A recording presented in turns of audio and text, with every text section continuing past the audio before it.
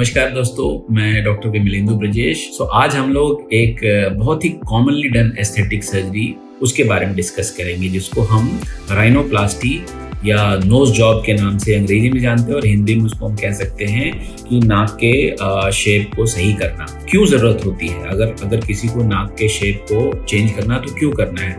कई बार हमने देखा है कि नाक में कई ऐसे अनडिज़ायरेबल एलिमेंट्स होते हैं जो हमें पसंद नहीं आती है। जैसे मोस्टली जो कॉमनली क्लाइंट्स हमारे पास आते हैं उसमें होता है ये नाक का जो डॉर्सम होता है ये बहुत ब्रॉड होता है, ये ऐसे करके काफ़ी ब्रॉड होती है, या फिर ये नोज़ में एक हम्प होती है। अगर हम साइड से देखें तो एक उभार होती है नाक में। दूसरा एक कॉमन चीज़ होती है जो फ्लेयरिंग ऑफ नोज़ होती है। और कई बार जो मोस्ट कॉमनली जो पेशेंट आते हैं वो टिप के लिए आते हैं। नोज़ की टिप होती है जो शार्पनेस उसमें नहीं होती है, काफ़ी बल्क होता है उसमें। तो ऐसे सिचुएशन में हम लोग राइनोप्लास्टी ऑफर करते हैं। अब हम राइनोप्लास्टी में करते क्या हैं? तो राइनोप्लास्टी में बेसिकली दो टेक्निक होती है, एक क्लोज एंड ओपन टेक्निक होती है। बहुत माइनर चेंजेस अगर लानी तो क्लोज टेक्निक सही है, बट अगर मेजर चेंजेस करनी है जैसे कि ब्रॉड नोज है या हम्प ऑफ द नोज है या फ्लेयरिंग ऑफ द एला है या टिप उतनी अच्छी नहीं है, तो वैसे सिचुएशन में हमें ओपन राइनोप्लास्टी करना पड़ता है। अब अगर हम ओपन राइनोप्लास्टी करते हैं तो सवाल हमेशा यही होता है कि ओपन राइनो में निशान तो नहीं दिखेगा।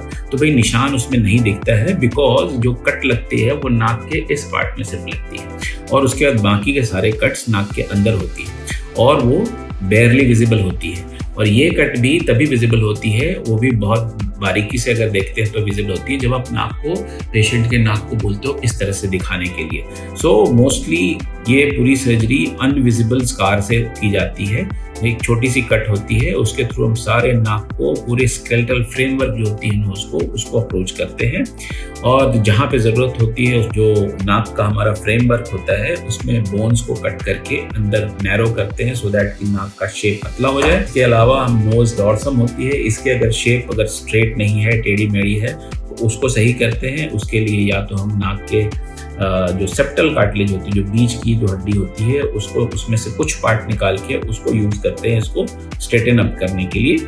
और तीसरी जो होती है टिप के लिए, तो उसके लिए हम जो सर्जरी करते हैं उसमें कार्टिलेज से एक सपोर्ट देते हैं जिससे कि नोज़ की शार्पनेस बढ़ जाए और आसपास में जो फैटी टिश्यू होती है जो नोज़ को बल्क दे देती है यहाँ पे, जिसकी वजह से हमारे टिप प्रॉपर दिखती नहीं है, उसको हम निकाल देते हैं। यही स्टेप्स होती हैं जिसमें जो हम राइनोप्लास्टी में करते हैं।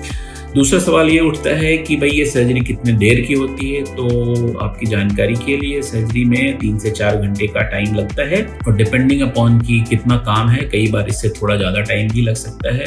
तीसरी बात जो हमारे क्लाइंट्स हमसे सवाल करते हैं कि भाई इसमें आप टाइमलाइन क्या होता है रिकवरी का? तो जो टाइमलाइन होती है रिकवरी की वो यूजुअली जो है इनिशियल जो स्वेलिंग होती है सर्जरी के तुरंत बाद वो 2 से 3 हफ्ते में कम हो जाती है।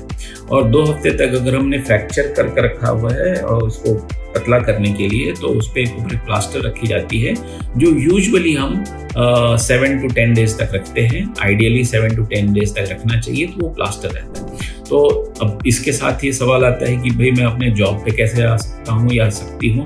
तो इसका जवाब ये है कि भाई प्लास्टर जब तक रहेगा, अगर आप ओके हो तो जा सकते हो, बट प्लास्टर के साथ अगर आपको अच्छा नहीं लगता है जाने में तो आप एक टाइम निकाल लें। तकरीबन 10 से 12 दिन तक आपको आउट ऑफ वर्क प्लेस रहना पड़ेगा। अगर वर्क फ्रॉम होम है then definitely you can do it, but अगर ऑफिस जाके काम करना है तो 2 हफ्ता का टाइम आपको चाहिए।